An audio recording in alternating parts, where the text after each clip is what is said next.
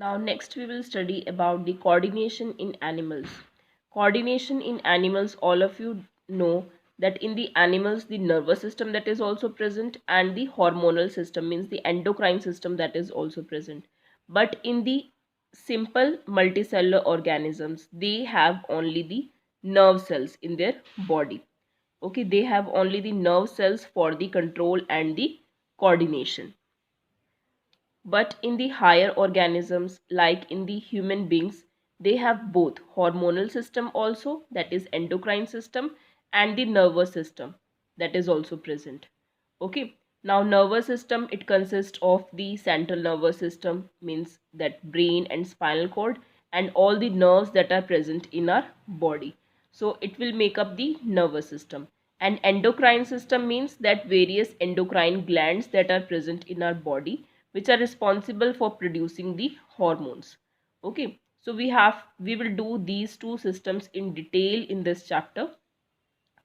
So first you should know about the sense organs, receptors, and detection of the stimuli.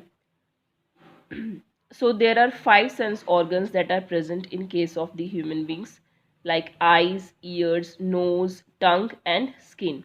In case of eyes, photoreceptors that are present, because all the sense organs, they contain the receptors, and these receptors, they are responsible for detecting the stimuli.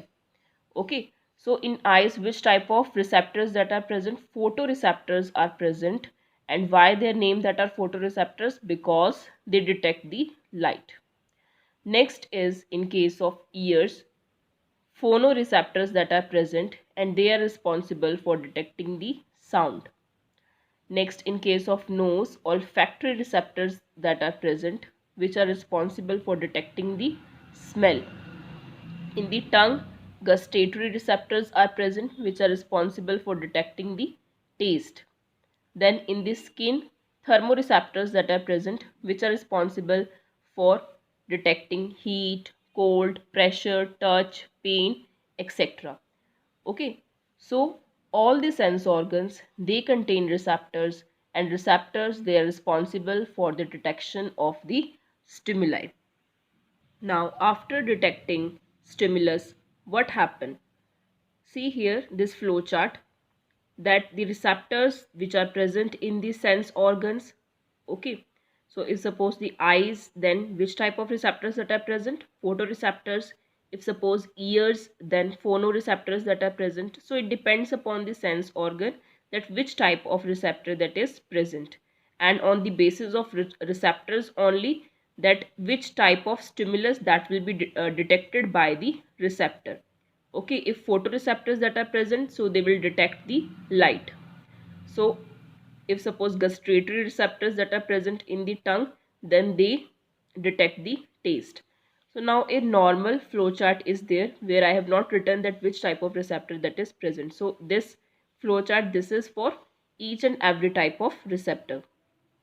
So receptor that are present in the sense organs, they detect the stimulus. So when they detect this stimulus, they provide energy to the receptor.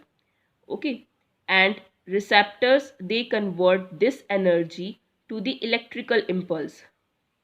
Okay, so the message that will be passed in the form of electrical impulse to the spinal cord or brain through sensory nerves which are present in our body. And from the spinal cord or brain, this message, it will be passed to the effectors through motor nerves. When this message, it will be processed. Okay, now effectors, what are effectors? Effectors, that are the part of body which has to respond. Okay, and they will show the response. See once again, that receptors which are present in the sense organs, they detect the stimulus, and stimulus, they provide energy, and this energy, it is converted into the electrical impulse, or you can say nerve impulse, electrical signal also you can write. Okay, so this electrical impulse, it is transmitted to the spinal cord or to the brain through sensory nerves. All of you know that our brain or the spinal cord, they decide what we have to do with the stimulus, means what response we should perform. Okay, so spinal cord and brain, they tell the body parts that how we have to respond against the stimulus. So this message, which comes in the form of electrical impulse to the spinal cord and brain, it is processed, that will be processed, and then it will transmit to the effectors through the motor nerves.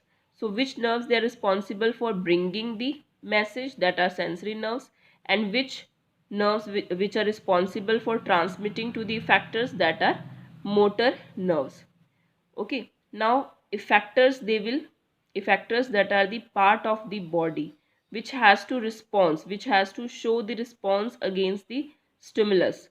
Okay, and they will show the response. If suppose the stimulus, that will be the hot plate here, so what will be the response here by the effector? So effector will be the hand here or any other body part, and what will be the response? That pull away from the hot plate. Okay, so this response, that is given by the brain or the spinal cord.